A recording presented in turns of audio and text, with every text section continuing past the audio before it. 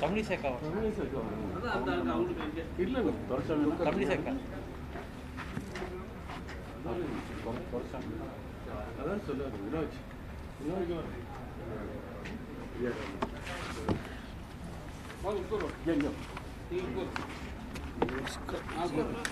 यार रख देते हैं ना इसको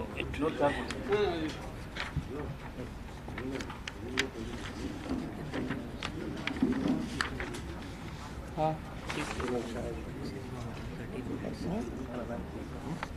चलो कोई बात नहीं பத்திரிகை மற்றும் தொலைக்காட்சி நிறுவனம் அனைவருக்கும் வணக்கம்.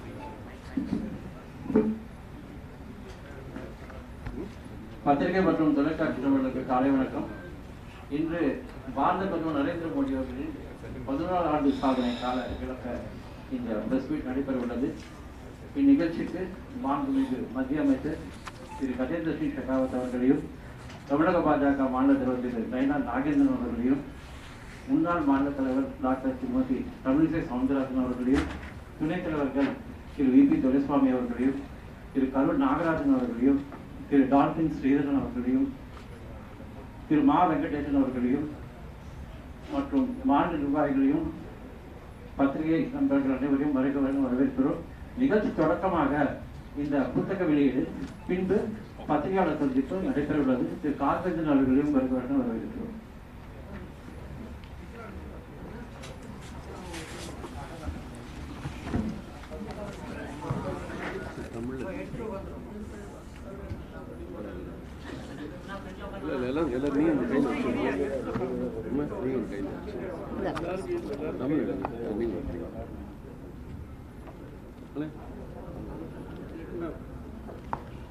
There is some in English also.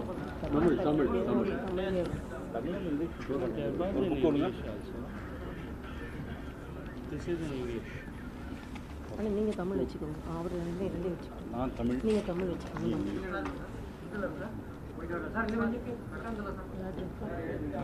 அக்கா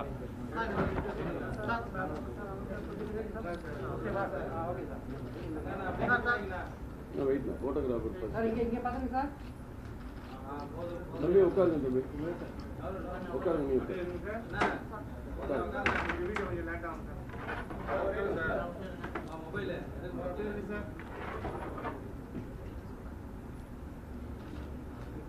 Wait sir. இந்த சைடு பார்க்கலாம்.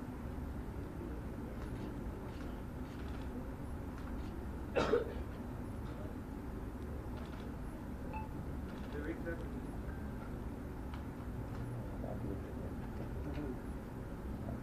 Thank you.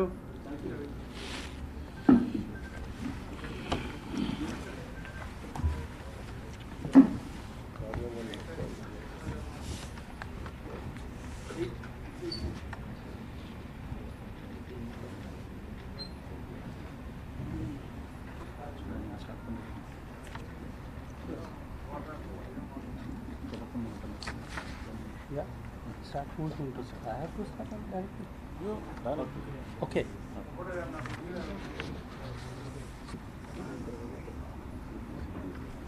Dear friends, first of all, I would like to thank you for being present here in this very important press briefing on a very important and historic day when our great nation India, under the leadership of Prime Minister Mr. Modi,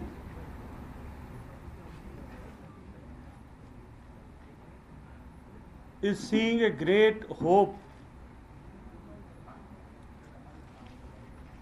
in the coming times. Today is a landmark day because today the government under leadership of Prime Minister Modi have completed its 11 years. The 11 years of transformation, the 11 years of poverty alleviation, the 11 years of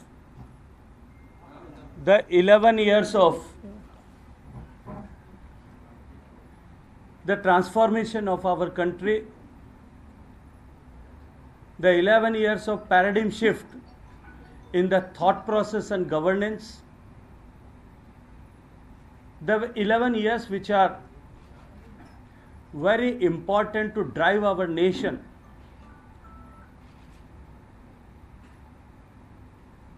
from such a state of avishwas, hopelessness, to a commitment to take our nation and make it a developed nation in next 25 years by 2047.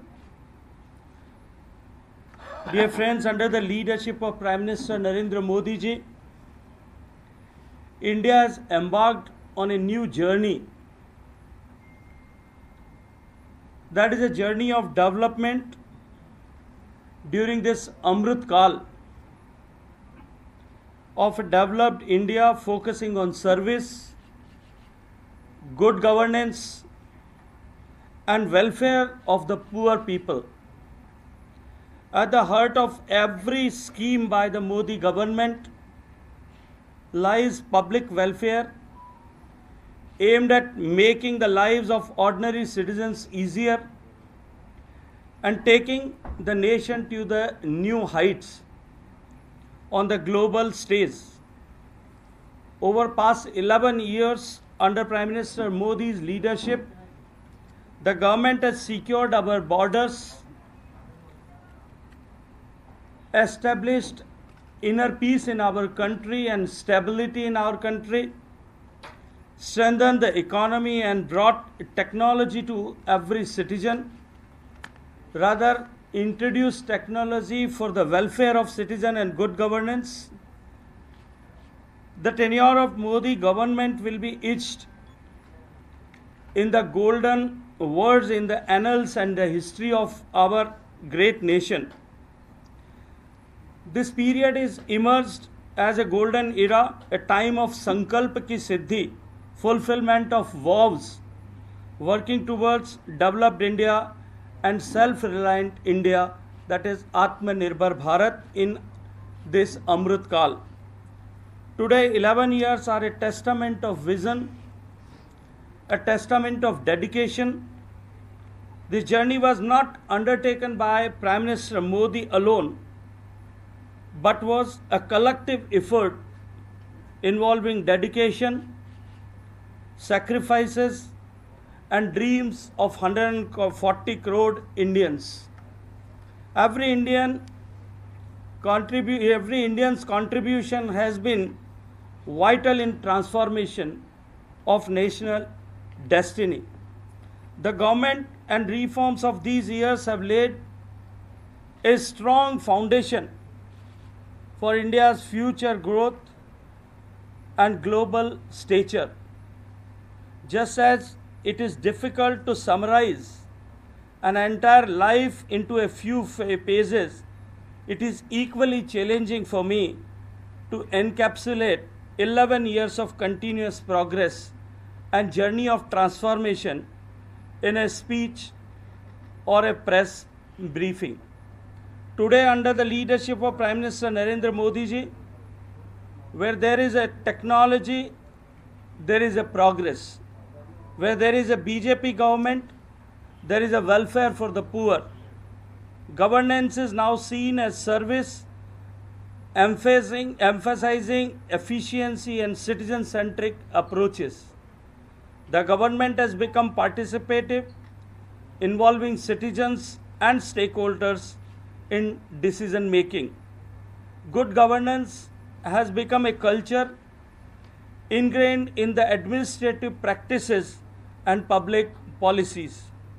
India has embarked on its Amrit Kal, a golden period leading up to its 100th independent anniversary, that is year 2047, with the goal to become a developed nation. The mindset has shifted significantly. Before 2014, people used to think, how will this happen? It is not possible. We cannot do it. But today, the people of India think like it will happen and it must happen, because if Modi is there, it's possible. Modi hai to mumkin hai. This reflects a positive, confident and forward-looking national attitude. Modi government introduced a policy of performance in Indian politics, emphasizing result over rhetoric. The government has evolved into a responsible and accountable entity committed to reform, perform and transform our country. Prior to 2014, India was plagued by corruption, scams, policy paralysis and appeasement politics. Today, the focus of the government is on development, innovation and transformation, shifting the nation's narrative from negativity to the positive progress. Earlier, benefits of government schemes often failed to reach the intended beneficiaries due to middlemen and corruption. Now, direct benefit transfer are creating transparency and ensuring funds directly credited into citizens and beneficiaries' bank accounts. Healthcare has seen a revolutionary change. Ayushman Bharat provides free treatment and reducing fear of medical expenses in the minds of common people. India was once heavily dependent on import, but today it leads to export thanks to initiatives like Make in India, PLI schemes and other supporting measures taken by the government. This shift has empowered India to stand on its own feet economically and strategically. The era of Modi's governance has transformed the political culture from corruption and appeasement to development and innovation. The government has nurtured participatory, transparent and accountable administrative culture, making governance a service rather than a burden. India's journey in the past 11 years reflects a commitment to seva, that is service, sushashan, that is good governance, and Garib Kalyan, that is welfare of the poor people. This period makes the beginning of a new chapter where India is confidently progressing towards becoming a developed nation, a Viksit Bharat. As we approach 2047, the foundation laid during these years provides a strong platform for future generations. The last 11 years exemplify determination, reform and inclusive development. India stands today as a resilient, innovative and self-reliant nation, ready to take on new challenges and achieve new heights. Dear friends, under the leadership of Prime Minister Modi ji, in last 10 years, because of the big and difficult decisions taken by the government, 30 crore people, 300 million people have come out of the poverty line. They have now got the chance to live in the middle income group and have seen the change in their life. On the other hand, the confidence of the poor people have grown up, and now they are thinking and have a great confidence that the government is standing behind us to bring change in our life. This new ray of hope in the poor people has changed the entire mindset of our country, and now people of India is thinking with a new approach and with a new dimension that our country can also grow and become a developed nation. We all have seen during the COVID days, when the pandemic was there, all around the world, everybody was frightened, everybody was concerned, and it was a big challenge to the humanity and human lives all across the world. We have seen and observed that how frightened the entire world and the developed nations especially was. They were more concerned about India, where there is a lack of infrastructure. But we have seen the approach, how under the leadership of Prime Minister Modi, India have taken. That was a classic case study for the rest of the world, where with the power and the positive attitude of the people of India, we could defeat and we could come out of that great pandemic. We are concerned and we are so deeply touched with the people who have lost their life during that pandemic. But still, if we look around, the impact of the COVID economically and otherwise to the developed and developing nations, India is a classic case study where we have not only saved our people, but also we have developed our vaccines, and not only one vaccine but also 2 vaccines, and vaccinated entire population twice and simultaneously giving them a booster dose also. That was a great achievement. And simultaneously during the COVID period, the way India has emerged as a pharmacy of the world, and India have given the vaccines to the rest of the world, and other technologies which we have developed during that has elevated the image of our country in the eyes of the people all across the world, all across the different countries in the world. Simultaneously, during the recent Pahalgam incident, and after that, the way India have responded via Operation Sindoor, and prior to that via Uri and Pulwama. After Uri and Pulwama, via surgical and air strike, the way India has responded, that any activity which is going against India or any terror attack in India, India is not going to spare. We are going to rebuttal it very heavily, and whosoever and wherever he is, maybe in India or outside the India, will have to pay a heavy price. The way India have rebutted during surgical strike and air strike, the impact was so clear and loud that for 6 years continuously, there was no major terror attack they could imagine or they could do in our country. But in after this, when we have demolished entire infrastructure of terror supporters, and the training camps and their office and infrastructure have been demolished, I am sure that now nobody will have a courage to again do any terror activity in our country.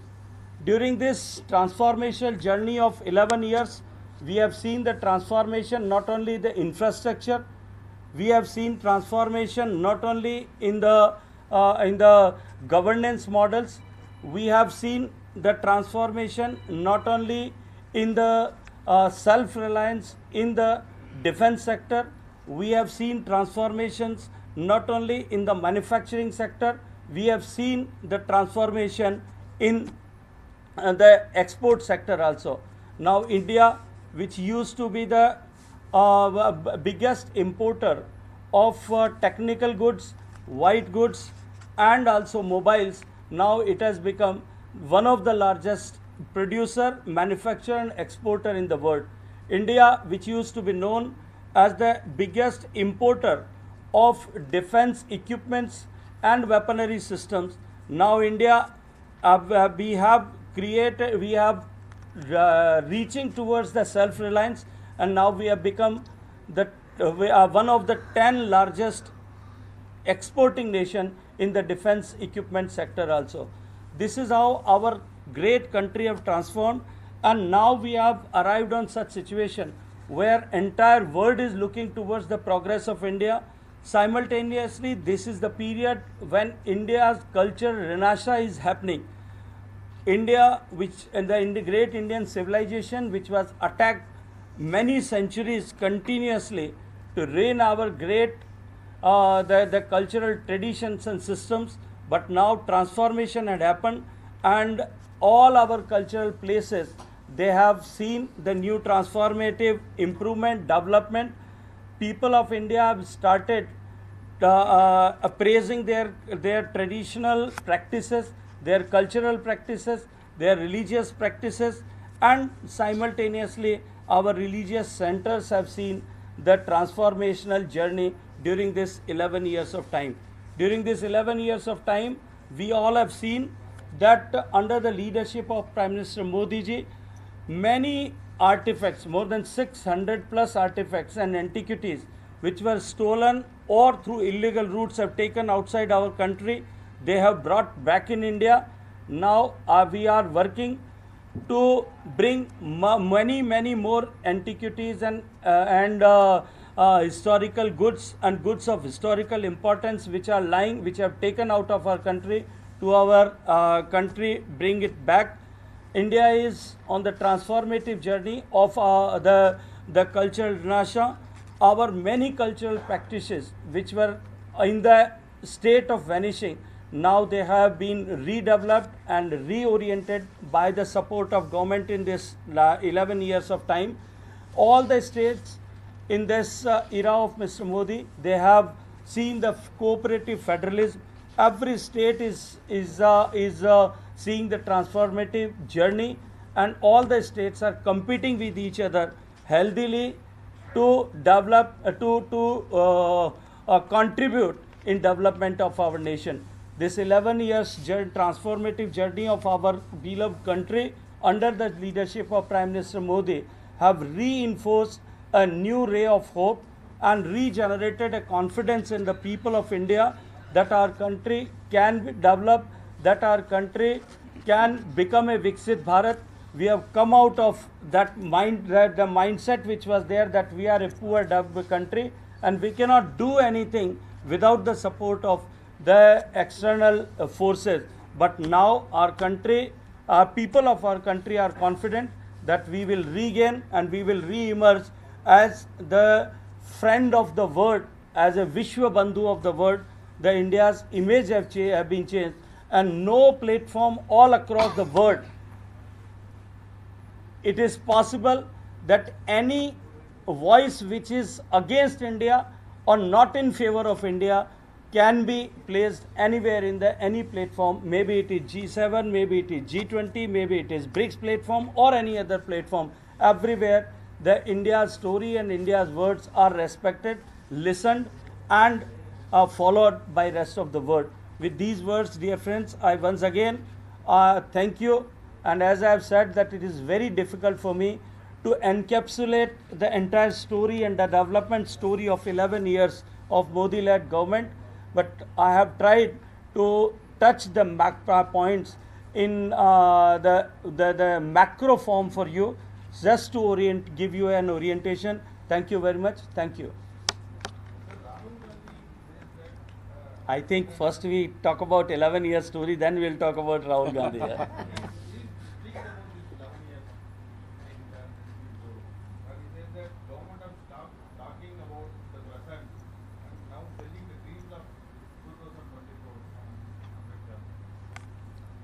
I couldn't make out what Rahul Gandhi wants to say. He said that who will see what the country is facing today, and you are talking the government of start talking. See, I just wish to remind Mr. Rahul Gandhi ji through you and your media channels that he should not forget that when 2014 Modi came into power, 12 crore Indian households in the rural India, they were not having toilet in their houses.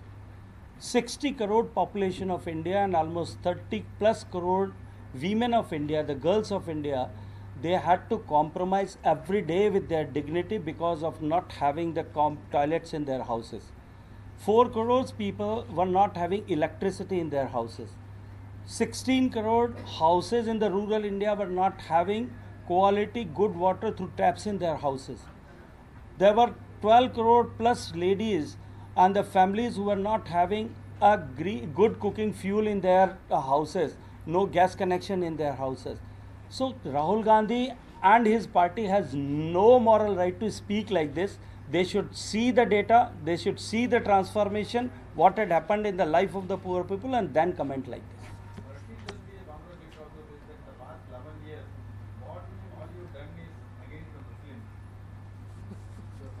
See, when I speak about the transformative journey of India and the poor people of India, can Rashid Alvi tell me that ever we have discriminated while giving all these facilities and to bring changes in the life of the people, we have ever discriminated?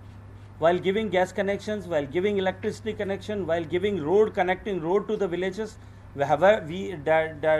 did we ever discriminated the people? When we construct highways, when we provide the low cost internet and data, whether we discriminate, it is just the appeasement have stopped. That is why Rashid Alvi and people like Rashid Alvi are speaking in such voice.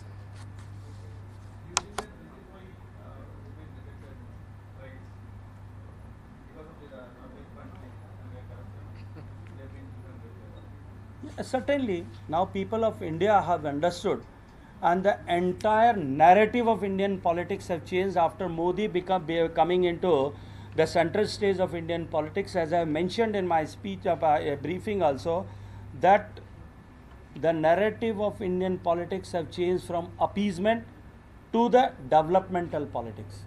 So when developmental politics have come into picture in the mainframe, now people have started comparing the other 55 years with the journey of 11 years, and they find that these 11 years we have kept and we have honored the words what we have spoken. जो किया है वो करके दिखाया है.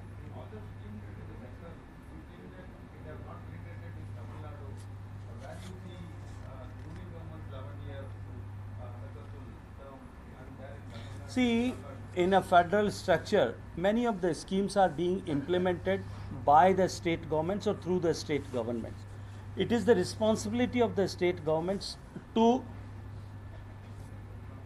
implement the schemes properly and with transparency in the state, in their respective states. I feel that some of the states have failed to perform their duty, and people of those states, they are clearly seeing in this era of technology, they are clearly seeing the difference of their state and other development in other states. That is why state after state, the BJP is coming into power and Congress and other parties are going out of power. Sir, in the last 11 years, you mentioned that there are no scams. But CAG has flagged off a major scam in Ayushman Bharat, where 7.5 lakh accounts are merged with a single number, phone number. And even the highways, rupees 251 crore was spent for a kilometer in Meerut highways. See, so, don't you consider all these as scams? See, these are the observations of CAG, and the process of CAG. There are various stages where these type of observations, why this had happened and how this had happened, can be eliminated or cleared. So it is, please give us some time. Let us see what exactly had happened because of the cost of land, because that is the major cost in the infrastructure is the cost of the land, and the cost of land is to be decided by the district collector and the state governments. If in any such case the state governments or the cost of land has increased enormously or illogically, then it is a point to just to check that. Otherwise, I think the scams there were the scams where the 2G Ghotala was there, and the coal gate Ghotala was there, and the coal Ghotala was there, and the spectrum Ghotala was there, and the defense procurement Gotala was there. There were the lakhs of crore rupees Gotalas were there. This we cannot compare all these things with those scams and Gotalas. Even 2G scam, it was like around 1.76 lakh crores. But that was even, Raja was even released. There's no. I think that is. That was given in your government office. No, it was given by the court. So please, and not courts are not under our government. Please don't say like this. Thank you. Sir, particularly Prime Minister Narendra Modi taking Tamil News Circle 5,000 years old language and I speaking in Sabha. So, but we are going to a lot of research in Tamil Nadu field ready, but still now central government cannot recognize that report. See those reports which you are talking about. They have not been scientifically, the findings which you are mentioning about, I am aware of that, but they are not technically well supported and established yet. Lot of the things are to be done before recognizing or giving accreditation to the findings which are being presented by the archaeologist who had done that survey. Let them come with more results, with more data, more evidences, more proofs, because only one finding cannot change the discourse. So people putting up on the positions, they are trying to use that to just to grow the regional sentiments. That is not fair. We have to be very, very cautious on these things. Let the research be completed on all the parameters, and then we will take a call on this. That we will discuss later. This is not the platform where we can discuss all these scientific things here. Please. So that is why I am saying, let the people, technical people with technical evidences and technical basis, let them declare. This is not the this is not the thing which is to be decided by the politicians. This is a subject of historians and archaeologists. Let them do their job, please. The BJP government here says that BJP government doesn't have the, they don't want to accept the ancientness of the Tamil culture. We do accept. Our Prime Minister, as you have only mentioned, that he recognized and he says that this is the most ancient language. That's a civilization of thousands of years. So I think you should not tell it like this, that BJP. I am not liable to comment on what they are saying. Please excuse me for that. Because you are the minister in charge for the DSA. So that's why I have said that let it be decided by the archaeologists and historians on the facts and the technical things, and then we will come up with that.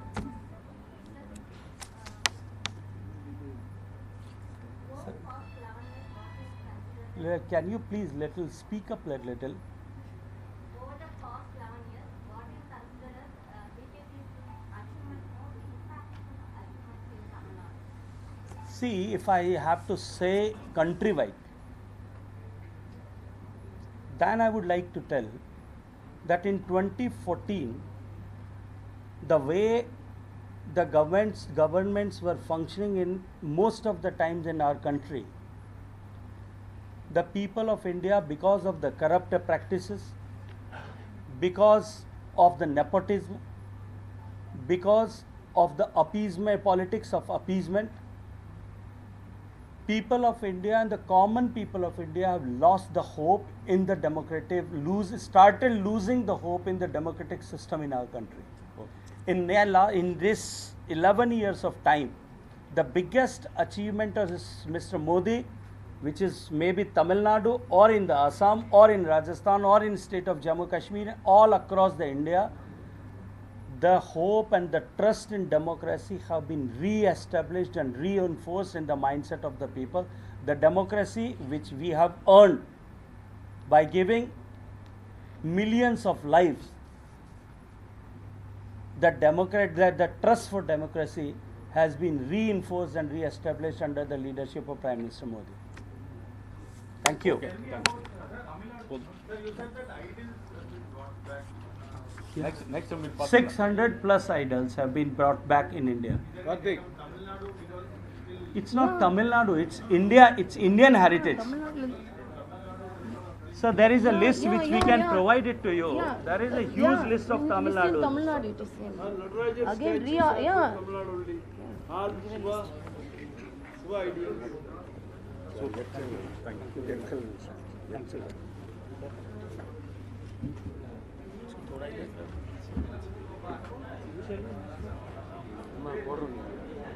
அப்போ கேட்டேன் இல்லை பரவாயில்ல